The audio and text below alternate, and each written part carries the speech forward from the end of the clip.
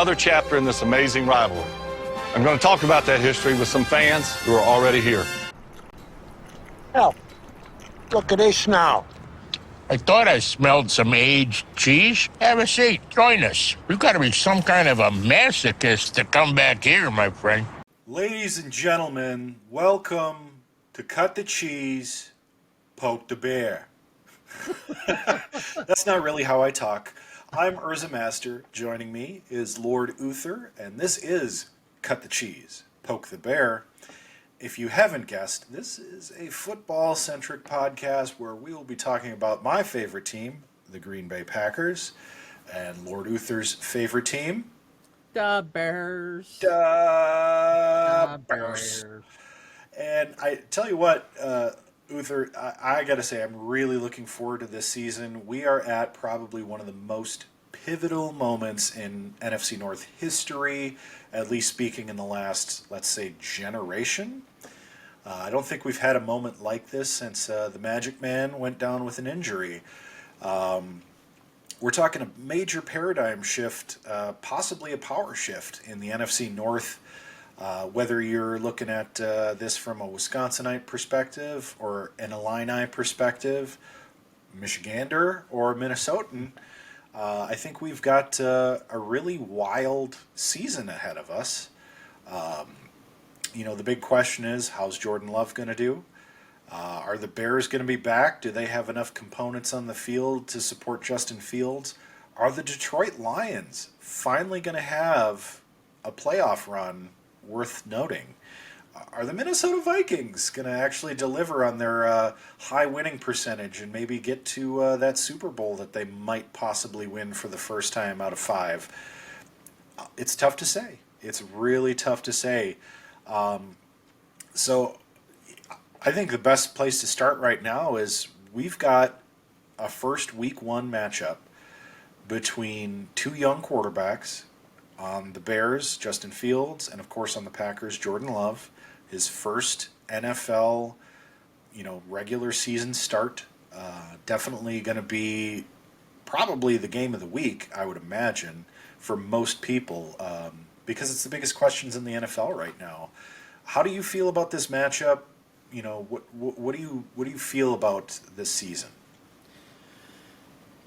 Yeah, I really, I think for both of our franchises, this is make or break. And for the Packers, I think it's kind of interesting that we're throwing you into a make or break right at this point. But when you have gone from a Brett Favre to an Aaron Rodgers, and now it's Jordan Love time, I'm wondering if you Packer fans are going to expect, hold your expectations extremely high for him, right? Like, is he going to come in and make it happen? Because we've heard all this Jordan Love talk for a long time about how talented he is, how skilled he is.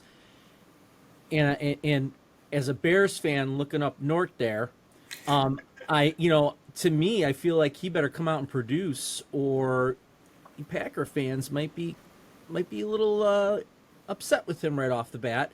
Conversely, for us, the excuses for Justin Fields are over. He's got, in my opinion, 3 quality wide receivers. He's got DJ Moore, he's got Claypool and I think he'll be back for week 1. He's got Mooney as a 3rd receiver. Cole Kmet has kind of come into his own. The tools are there. Will the offensive line hold up? We'll see how that happens week 1 when we get that first test. But I think it's make or break for the Bears this year. There's a lot of discussion. I'm not going to say turmoil yet, but where the Bears going to relocate to, Arlington Heights. There's been some Naperville talk down here, so you've got all that going on, along with, is Justin Fields the answer? Is for long term? I think he is. I think he's talented enough with his arm, because like with all quarterbacks, those legs at some point are going to give out. Yep. And so his arm better be solid, which I think it is. But I think the excuses are over. It better happen. I would agree. I think for a couple of years now, Chicago's really looked like a promising young football team. They've had a few years together with Fields. but the same kind of issues have been plaguing him for a long time now. Doesn't really matter what quarterback they have. It's always the offensive line and the defense, frankly. I don't think they've had a real great defense since Urlacher retired. And even then, their offense was so bad through those stellar defensive years that, and I'm not blaming Jay Cutler. I think Jay Cutler is an underrated quarterback. I think he did pretty well overall, and I think you could look at some of the non-Bear Packer games and see some pretty impressive Jay Cutler performances, and that's why they kept him and played him so long. But he really was one of the great Packer quarterbacks. I mean, he would always just give us the ball. And yeah, I think it's make or break for Jordan Love. And I hate to say it because he's essentially a rookie quarterback. I know he's in his 5th year with the team, but he's never started a regular season game. He's had some good amount of reps. I think all of the training time and preseason time is going to really benefit him. And I think you've seen some really flashes of greatness. And I think what's telling, and I don't want to forecast too much because I agree that Packers fans can be fickle, especially when you're talking a quarterback stepping into a Hall of Famer's shoes. A lot of people were harsh on Aaron Rodgers, and he had a losing season in 2008. Really abysmal losing season. And, I'm glad they stuck by him because he bounced back a couple years later and won the Super Bowl.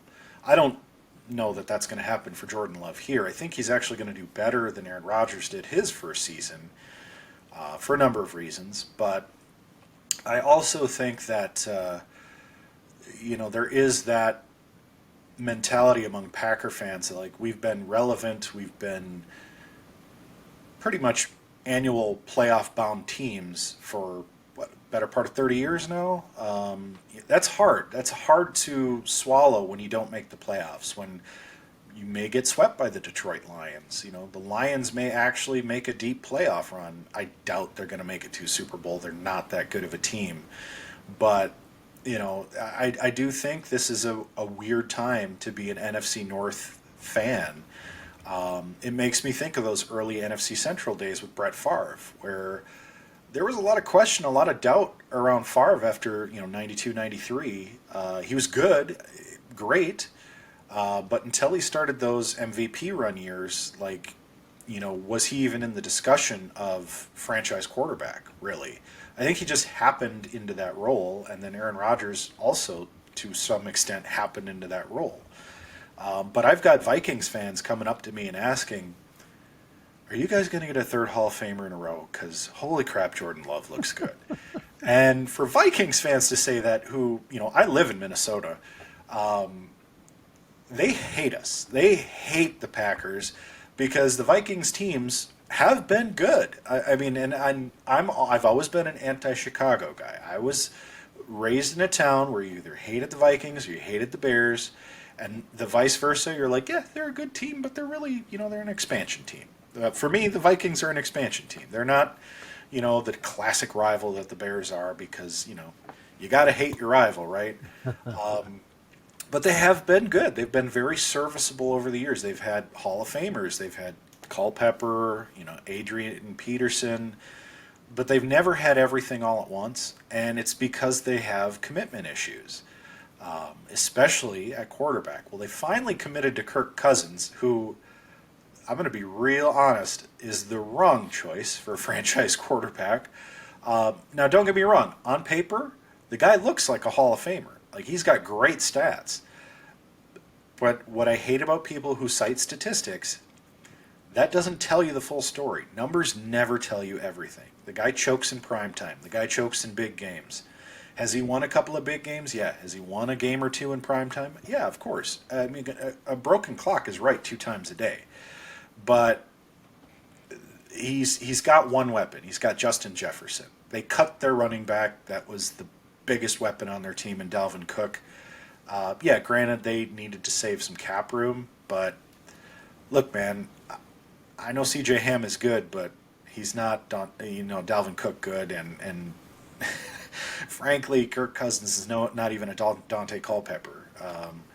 I do think they're going to have a strong year. I do think the Lions are going to have a strong year. I think the Bears are going to have a strong year. I also truly believe the Packers have an equal shot at winning the division this year. I think we're going to be a middling division overall. I think, there's going to be a lot of 500s, a lot of just below 500s in the whole NFL this year. And this could be the year where the NFC North has a 9-8 team going into the playoffs as the winner of the division, and no wild card coming out of our division. I think we're in multiple rebuilding years across the league, and quite frankly, I think for the Bears, this is their make or break year. Packers are in a rebuilding year. I think the Vikings are in a make or break year. I think the only team that's really in a year where they can feel solid about where they're at is the Lions, and it's the Lions. I'm sorry. I'd love to have faith in them, and God love you, Lions fans out there, because let me be real with you for a second. Come along with me on this ride, because you've been rebuilding since 1952, and every year it could be your year, and the Cowboys fans are much the same since the early 90s. The only difference is the Cowboys are really good a few different times. The Lions are never good. They're definitely going to be challenging for a lot more teams out there than I think anybody gives them credit for. So, don't hate us Lions fans. But I don't see them winning the division. I think they'll be number 2 or number 3. They're not going to be bottom. I think the bottom is either going to go to the Vikings or it's going to go to the Packers. And I'm saying this as a Packers fan, as I think if we don't win the division or take the number 2 spot as a wild card, I think the Bears are going to win the division, or they're going to be the bottom of the division. I think it's going to be that close, and I think it's going to come down to probably the last game of the season where the Packers face the Bears again. And Uther, tell me real. Would you have it any other way? Packers, Bears, end of the season, beginning of the season? Of course not. Number one, you said so many things. I'm going to try to address them as best I can.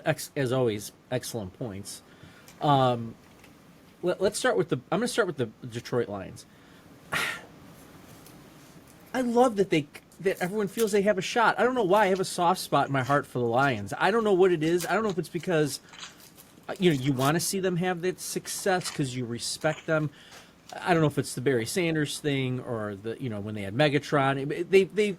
They've always had these chances, but I can almost say that you could say the same thing about the Bears. Oh, look at that!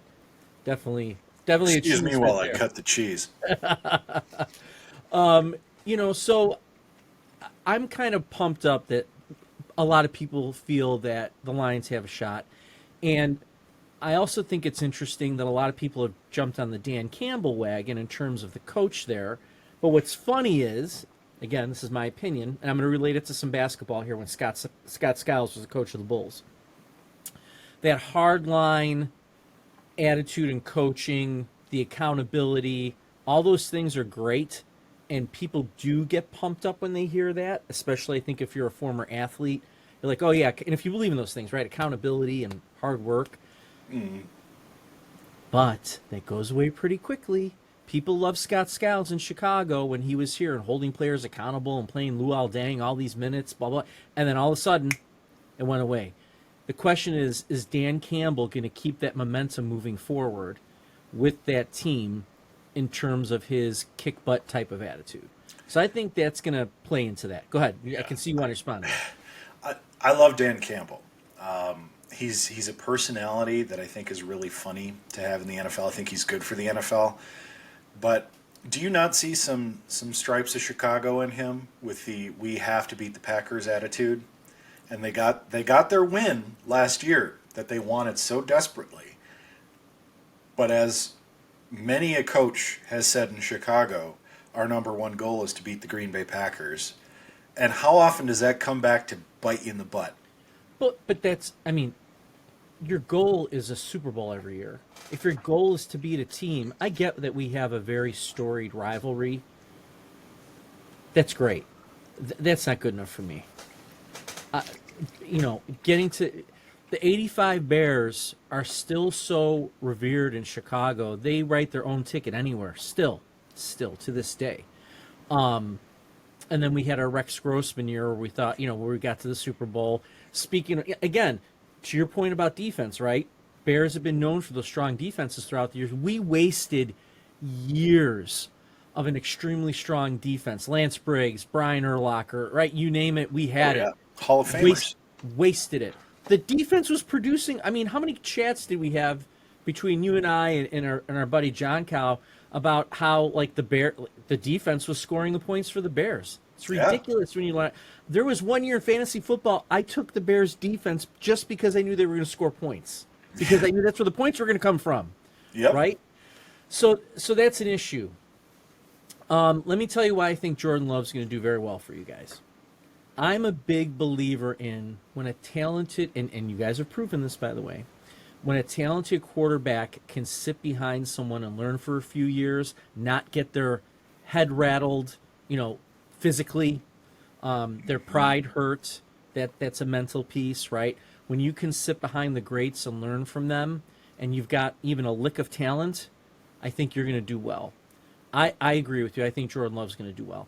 I also think it's the very rare quarterback as a rookie or a youngin that can come into the NFL and be thrown to the wolves right off the bat, especially if they don't have a good offensive line or good offensive weapons, a la Justin Fields, and can actually make it through that and be productive. Now, I just looked up a quick little stat. In the amount of time that you've had three quarterbacks, Favre, Rodgers, and Love, we've had 35 quarterbacks. And when I can throw in names like Brian Greasy, Rick Mirer, and Steven Stenstrom, and Will Furr, and Eric Kramer was probably our best quarterback. Yeah. Up until maybe Jay Cutler, and I wasn't a fan of Jay Cutler. Jim Miller did okay for a year. Again, it's always been okay. It's always been us grasping at straws. And my hope is Justin Fields can come in this year and establish himself as the Bears quarterback, because believe it or not, for all you Packers fans, there's been talk in Chicago, hear my Chicago accent, there's been some talk in Chicago that maybe Fields isn't the answer at quarterback, which I kind of think is ludicrous. So I'm hoping with some of these offensive weapons, Khalil Herbert in the backfield, he proved himself to be good enough that they're he's the guy, he's the man, running back wise. That we can really do some damage this year. And one more thing, there are a lot of Bears fans that hate the Packers. And to all my Bears brethren out there, I get it. I respect the Packers, and let me tell you why. It's what you brought up just a little while ago. It's funny because we're seeing this from two different angles. You're talking about, man, we've been to the playoffs so many times, but we only gotten to the Super Bowl. Hey, I would love to make it to the playoffs that much. Yeah. So it's a little bit. So I've always respected the Packers because they made the priority to find the talent to fill the gaps that can come in and make a difference right away, which has kept you in the playoffs consistently. I get it. You didn't have Rodgers didn't win multiple Super Bowls. Hey, I would love to be in the playoffs every year and to be a Super Bowl threat almost every single year. Absolutely. That's a big deal. We can't say that down here. And I'm going to take it one more step further. I'm sorry, I'm kind of dominating the conversation right now. I apologize. No, you're good. You're good. As a fan, I have a really good friend of mine that, he has season tickets and he goes down to the games and they tailgate and they pay for the parking and they pay it's $8 for, or actually I think it's $12 for a beverage now when you go in there. Oh, wow. It's $10 or $12. Spend, and we don't make the playoffs. It was at the point that my buddy the Scott God was thinking about letting go of his tickets, but he's going to give it another year. So I really feel like there's this aura right now, or this feeling in Chicago that if we don't at least make the playoffs, where I think we should win the division, But if we don't at least make the playoffs as a wild card or something, you might see some dramatic change. That also slightly worries me because I really hope they're not going to. I don't see them doing it, but who knows in Chicago? And I'm going to throw this in there too. If the McCaskies would just sell the franchise, I also think you would see a different result for the Bears every year. I think that's a piece of it too. So there's a lot of dynamic puzzle pieces that need to fit together to make it go well the next couple of years. Obviously, this year is the priority.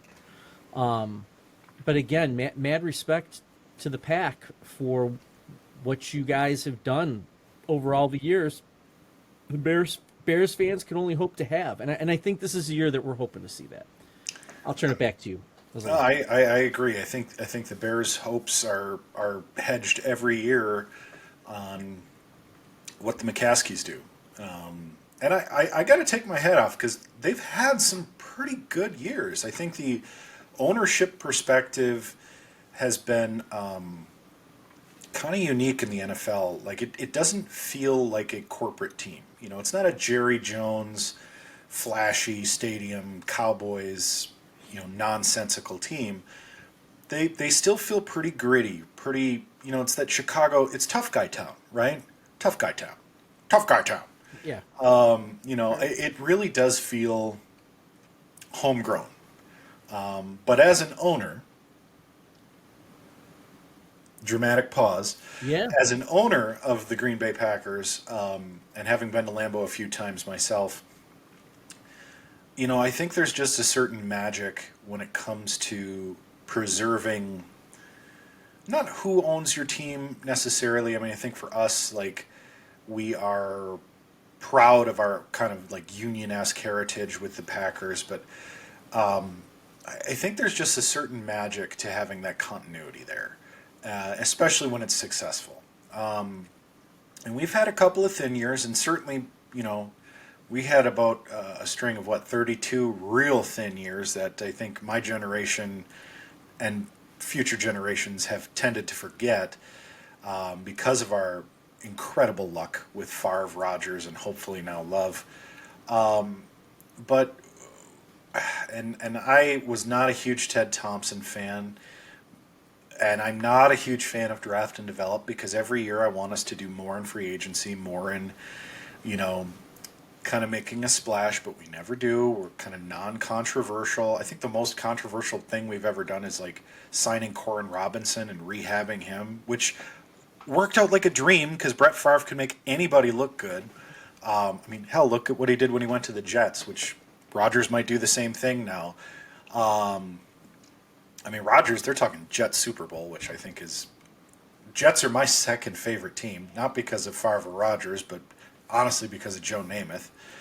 But, we're talking about an NFL that it's just topsy-turvy.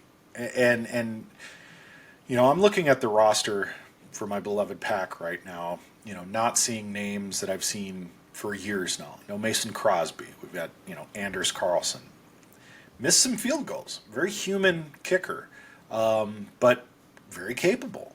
I'm not seeing some of the big names that I'm used to on offense. Obviously, no more Devontae Adams, but we've got Daubs and we've got, some other really good young players that if we make even a reasonable run this season, let's say maybe just a winning record even, this is a team that could be together for possibly 5 more years, and that's the kind of like mesh unity that I think the greats that we talk about for decades to come tend to have. I think about a Tom Brady, and I think the reason why Rodgers had only 1 Super Bowl is he fell victim to the Brady game.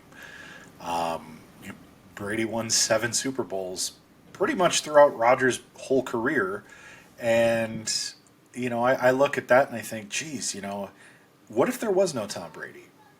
How would the last 20 years of football have changed? I think Favre would have won another bowl. I think Rodgers would have not won another 1 or maybe 2, if you change nothing else.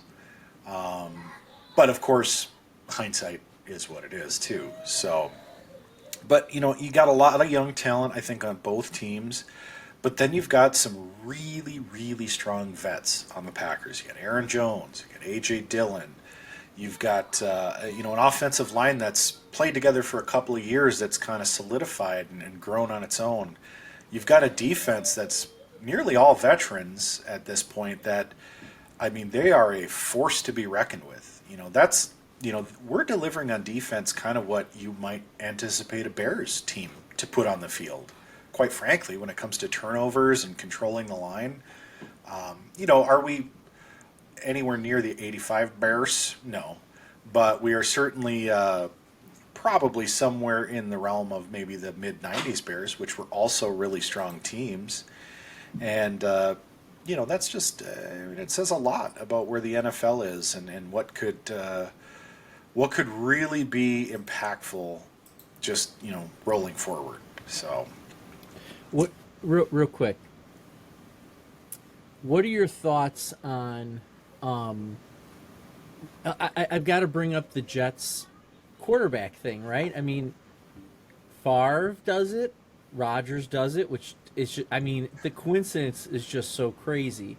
And now, let me start with that question because then I'm gonna have another question for you after that. So, what are your thoughts overall? Maybe it's not that big of a deal to me. I just think it's kind of weird / amazing that they both wound up going to the Jets. But I mean, do you think they should have kept Rodgers another year? Was this the right move?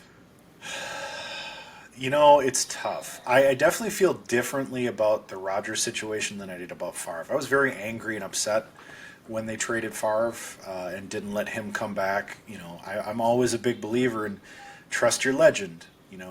Build your team around your legend. And to be honest, I think the last couple of years of Favre in Green Bay, they didn't build the team around him. They built the team around the defense, and I think they were honestly planning for an Aaron Rodgers future well before Favre,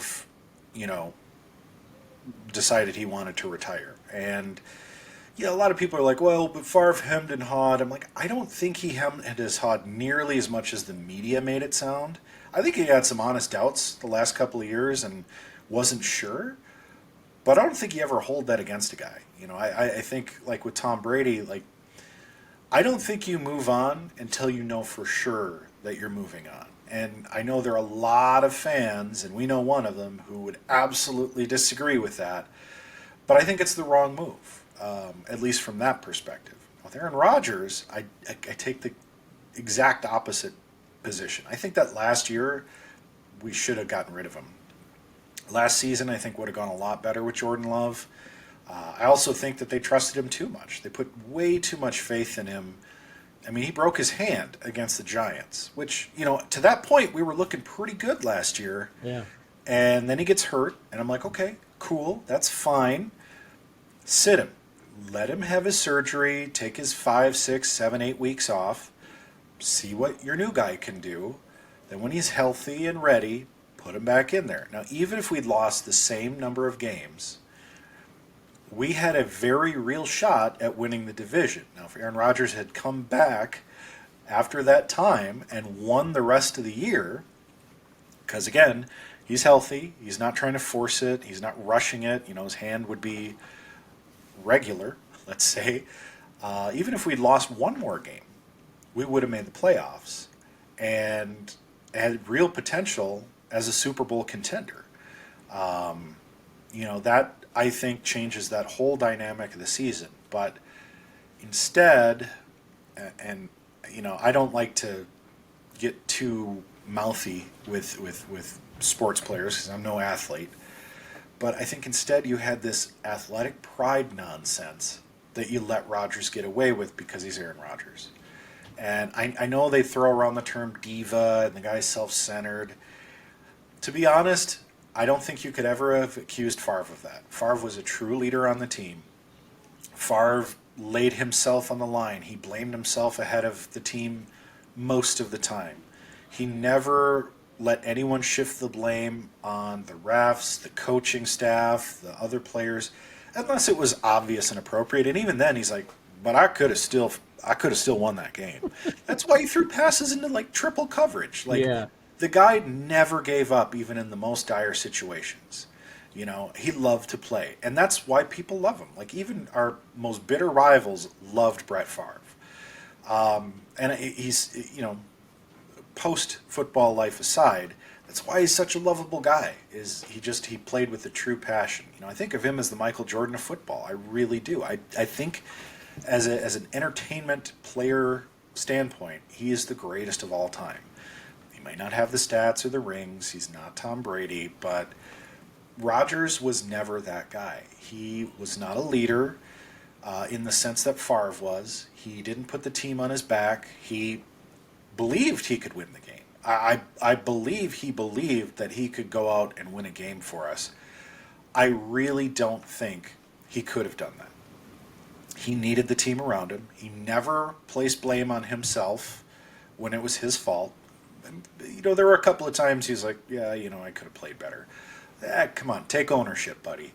Right. A lot of post-game conferences where we had lost, and he's blaming the receivers, especially this last season. Well, guys got to catch the ball. It's like, the ball was 8 yards away. You were way off target. What are you talking about? It's way over his head, or totally slipped out of your hand. Like, own it. Your hand's broken. And 6 weeks later, we find that out. And it's like, seriously?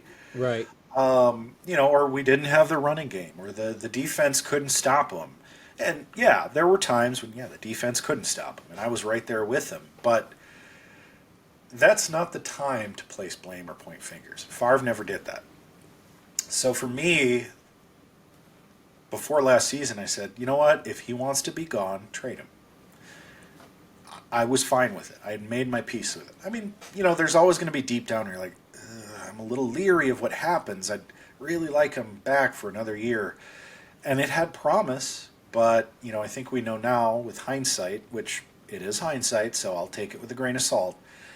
I think we know now it would have been the right move. We had a lot more trade capital for him at the time, being an MVP, and we could have gotten a lot of bang for our buck with either the Broncos or the Jets. We still got, we robbed the Jets, frankly. Unless, of course, they go to the Super Bowl, in which case we get more, so hooray. Right. Yeah.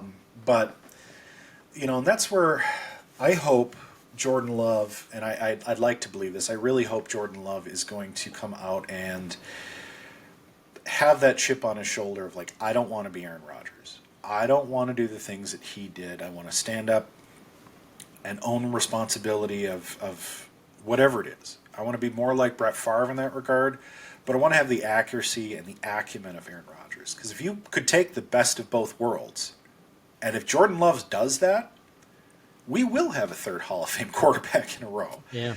I think he's got the arm strength. I think, he's basically a rookie, so it's going to take him a while to get up to speed, develop rapport. He knows the playbook, so that's a given. But I do think, this year could be rocky, and that's okay. I think Packers fans got to cut him some slack, because if he gets dialed in, and having learned from 4 years with Rodgers, and I'm sure he's watching Favre film. I'm sure he's getting that enthusiasm. I'm the guy. He's a humble dude. He comes across as very likable. If he can just take that leadership piece, magic could happen. Now, I'd say the same thing for Justin Fields. The guy's a talented quarterback.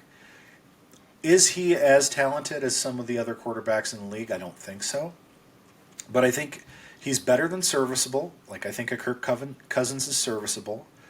I think he's a franchise quarterback. I think he's got the young quarterback stuff you want. He can run. He can throw. He's got to work on his accuracy, although I hope he doesn't. But I do think, if they get the right pieces in front of him on the line, he's a guy that could really, here's a guy who could really make some kind of a move, because you want to score more points than the other team. You know what I'm saying? And I got to be honest, I think their problems still lie on that line, and they still lie on the defense. So it bears repeating. Oh, dear. Hello. We got to wait and see. But hey, we get a week 1 matchup and a week 17 matchup. I don't think I would have it any other way, because that could be the whole season right there. Yeah. I mean, depending on what happens in week 1, whether it's retribution for the Pack in week 17 or vice versa, it could literally define the NFC North, which I think is, say what you want to say about the NFL being scripted. You can't write a script that good. Like that, it doesn't really matter how the rest of the season goes. It's probably going to boil down to these two teams. I love it. And playing in Green Bay in January, freezing, because the next Bears stadium is going to be a dome, so you won't have to worry about that anymore. At least retractable dome, so you won't have to worry about the bear-like conditions, that people talk about playing Soldier Field. Do you think that's a misstep for them? I really do. Well, if you're talking, here's the deal with that, and we know why we're doing it. We know why they're doing it, and we know why they're going to move to Arlington. Well, yeah. Now I can have Rolling Stones play in January, because they'll probably still be alive 10 years from now, right? So they could do a concert in January. Yep. We can host the NCAA, Final Four finally, in a stadium that can hold 60,000 people. I'm just making up a number. Probably 80,000. Yeah. So the revenue that's going to be generated beyond, it's unreal. Yeah, beyond just the summer months, right, where you could have concerts at Soldier Field, but that's doing things like that have always been a problem because it messes up the turf, the field there. So we've had issues with that. They're looking to completely, do away with that part. Real quick question here. What are your thoughts, because I definitely have thoughts on this. What are your thoughts on the devaluing, not monetary, well, I guess monetarily as well, devaluing or even moving away from the solid running back that is something that's typically needed? What are your thoughts? I mean, Jonathan Taylor, they're talking about him going now to the Jets. Like, the Colts are like, oh, just get rid of him. Like, I mean, who cares? Right? Delvin Cook. Oh, he gone. Right? So, I mean, what are your thoughts on the running back kind of taking a back seat? I don't like it. I really don't, because in December and January and February, you need a running back. I know a lot of teams play in stadiums where it's climate controlled and this, that, and the other nonsense. I don't care. I don't think people really respect the fact that guys are beat to hell come those months. And that's where, I like the running back by committee because it saves your legs. It saves, gives you some cushion for injury. But I really think that's a much more integral part of a winning team, and a winning team mentality is having that strong running game. That's why I'm so excited to have Jones and Dillon in the backfield. Plus, I mean, shoot, our third and fourth and practice squad guys at the running back position are fantastic. I mean, we've got, I'll take my hat off and itch my head to that, because it's like, I don't know what the Packers are doing, but they just have they're oozing talent at the running back position. And they're all young. Shoot, Jones could play for another decade. Same with Dillon. Quadzilla. I mean, these are guys that and I do think they have the personality. If they wanted to take a little humble pie and take a page out of Tom Brady's book, play for a little less money, stay with the Packers, they could develop Hall of Fame careers and Hall of Fame numbers with one franchise. And, I mean, they're both basically starting running backs. There's no ego there. I think that's a combination. Look, I know we got to spend money on certain players in certain positions, but if those two, I know all the Green Bay Packers listen to our show. That's right. But I got to say, if y'all just are okay with taking $8 to $10 million a year for the rest of your career and signing those Brett Favre style lifetime contracts, you will never be more loved than you will in Green Bay. If there's one thing you can say about Green Bay Packer fans, we absolutely love our players. You could say that about Wisconsinites in general. Look at CC Sabathia and the Brewers. He played one season for the Brewers. He came back and they treated him like God himself had walked Right. on the field. And we did the same thing with Brett Favre. Brett Favre went and played for the Vikings, for crying out loud.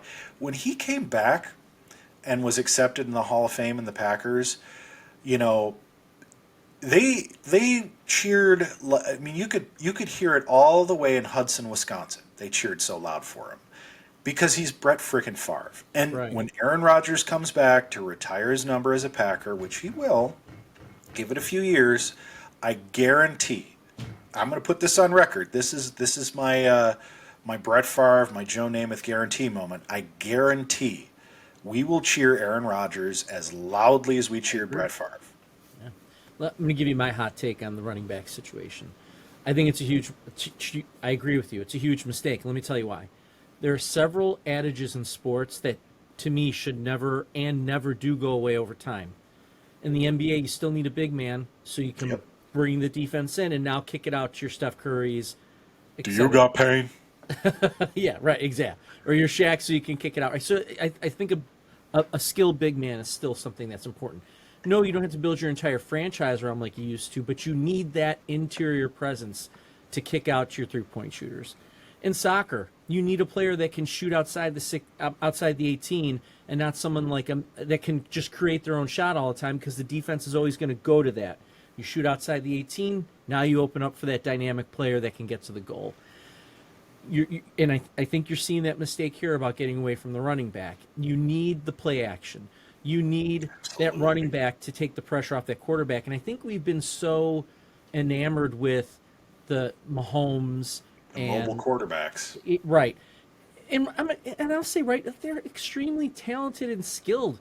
Totally get it. But I think the lack of a Jonathan Taylor or those running backs that can, a Delvin Cook, that can be the ones that grind it out, that can get a breakaway every now and then, and they can, reel one off for 50 yards. I think that's so important to keep your quarterback safe, to open things up for your quarterback, because eventually you're going to run into that. And like you said, in December and January, when it's 5 degrees out and you don't want to be having your quarterback who's got a cannon for an arm, throwing laser beams all over the field and wide receivers dropping passes and stuff, you hand it off to that reliable running back that can get you those yards and pound it on the ground.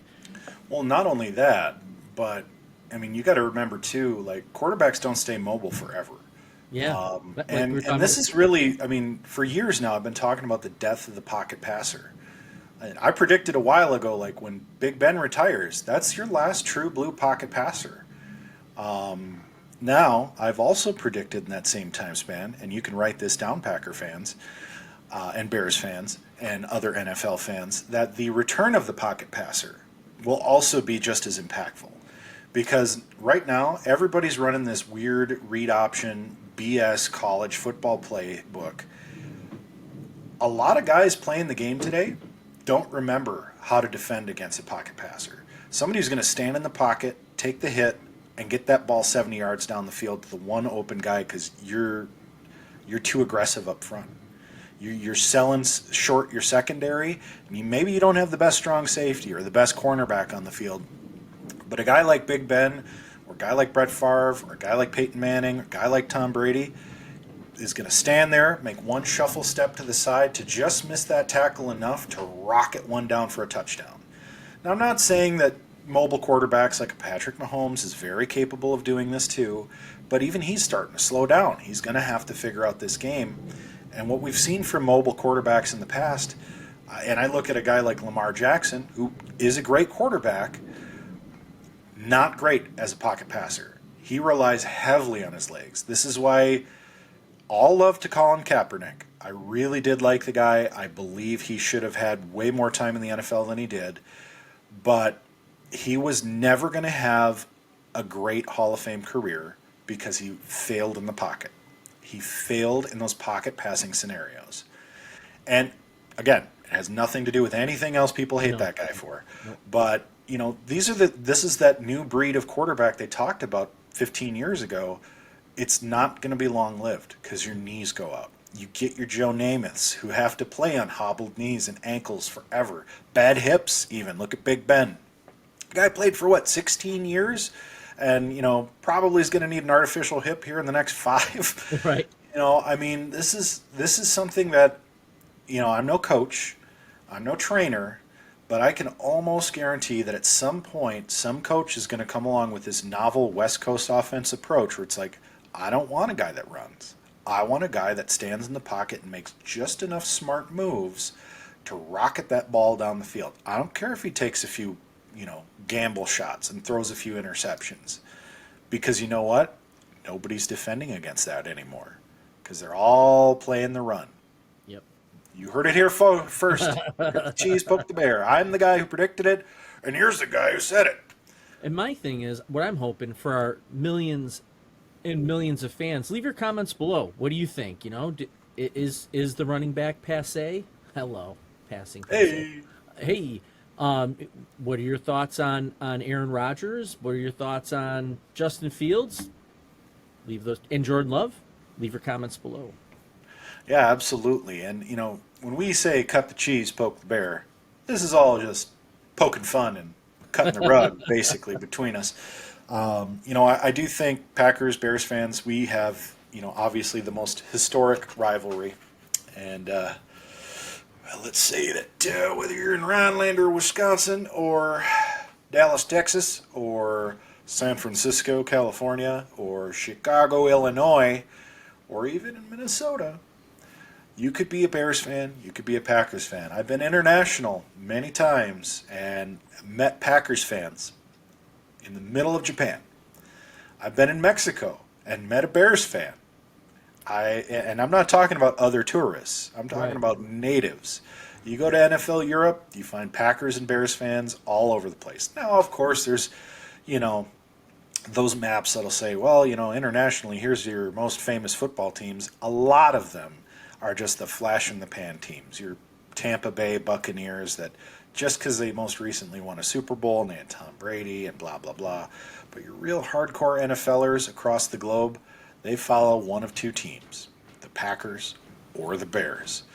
So we look forward to the season, of course, here on the Cut the Cheese, Poke the Bear podcast. Lord Uther, closing thoughts, any predictions for this year? How about final score of the game next week? I'm just going to stick with the final score. I think we make the playoffs. Where we make it, I don't know, but I think we're going to make the playoffs. I think we have. Let me rephrase that. I think we have to make the playoffs. So next week, I'm going to go 27 to 23 Bears. That could be an accurate prediction. I'm going to go 34-17 Packers. Wow. And I think the Bears are going to come out to an early lead in front of the home crowd. I think they're going to come out 10 to nothing. It's probably going to be midway through the second quarter that we get our first touchdown. And I think, and we talked running backs, I think we see a couple of big Aaron Jones runs after halftime. I think the Bears start with the ball. We get the ball after halftime. And I think Aaron Jones goes on a tear for 40, 50, maybe 60 yards for a touchdown. He gets gassed, and then A.J. Dillon on the next series is going to pound his way down, and either he or Jordan Love is going to punch it in for a touchdown, and they're never going to look back. The Bears will have a late fourth quarter touchdown to make it 17. I think the home crowd is going to be disappointed with the Bears, but I'm going to say this. The next 3 games in a row they're going to win. The Bears. All right. I think the Packers are going to be a little more up and down early part of the season, but they'll find their rhythm. I think it's 1 and 2. I think the Packers win the division, go in with a decent seed, and I think the Bears capture a wild card. So, All right. those are my predictions. We'll see how the season unfolds here. But to all my cheeseheads out there, let's have ourselves a good season. Roll out the barrel and jump around. Go Bears. We'll see you next week.